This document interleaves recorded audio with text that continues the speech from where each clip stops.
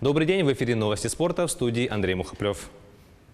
Команда Якутии по масс-рестлингу начала сборы и представит республику на Всероссийских юношеских играх боевых искусств в рамках подготовки к 7-м играм «Дети Азии». Тренирует спортсменов один из самых титулованных масс-рестлеров региона Дмитрий Савин. На сборы отправились лучшие масс-рестлеры в своем возрасте. Напомним, 7-е летние спортивные игры «Дети Азии» пройдут в Монголии с 15 по 25 августа 2020 года. В соревновательную программу наравне с олимпийскими видами включены якутские национальные виды спорта, в том числе и масс-рестлинг.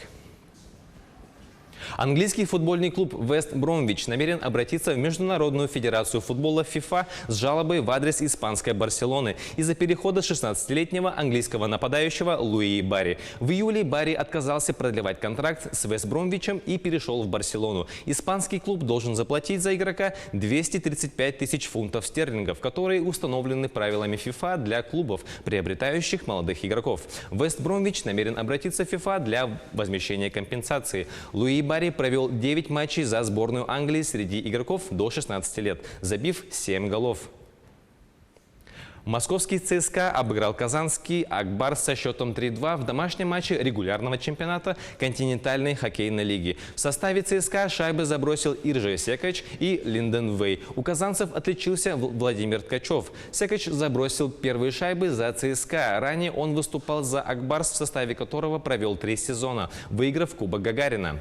В составе армейского клуба 500-й матч в КХЛ провел капитан команды Сергей Андронов. Он вместе с ЦСКА трижды становился обладателем Кубка континента. Ак-Барс не может обыграть ЦСКА в гостях с 21 октября 2014 года. Тогда встреча закончилась победой казанцев в серии буллетов со счетом 3-2. В следующем матче ЦСКА дома встретится с нижнекамским нефтехимиком 6 сентября. А Ак-Барс днем ранее в гостях сыграет с финским Йокеритом. Обладатель пояса абсолютного бойцовского чемпионата UFC россиянин Хабиб Нурмагомедов не имеет проблем с весом перед боем с американцем Дастином Порье. Нурмагомедов во вторник принял участие в медиамероприятиях. Специалисты UFC провели контрольное взвешивание бойца, и все идет по графику. Бой Нурмагомедова с Порье пройдет 7 сентября в Абу-Даби и возглавит турнир UFC 242.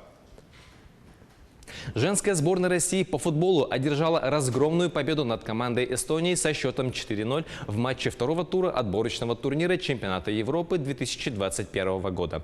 Встреча прошла в Москве на Сапсан-арене. Дублем отметилась Нелли Коровкина, также голы на счету Марины Федоровой и Алины Мягковой. В отборочном турнире чемпионата Европы принимают участие 47 команд, которые разделены на 9 групп. Сборная России выступает в группе А с командами Нидерландов, Косово, Словении, Турции и Эстонии. Россиянки одержали 2 победы в 2 матчах и на данный момент возглавляют турнирную таблицу группы. В следующем матче сборная России 4 октября встретится на выезде с командой Косово. Чемпионат Европы пройдет в Великобритании с 11 по 1 августа 2021 года. Действующим победителем турнира является сборная Нидерландов. Россиянки 5 раз участвовали в групповой стадии турнира, однако ни разу не сумели выйти из группы. На этом у меня все. О самых ярких и важных спортивных событиях в Якутии и в мире смотрите в следующих выпусках.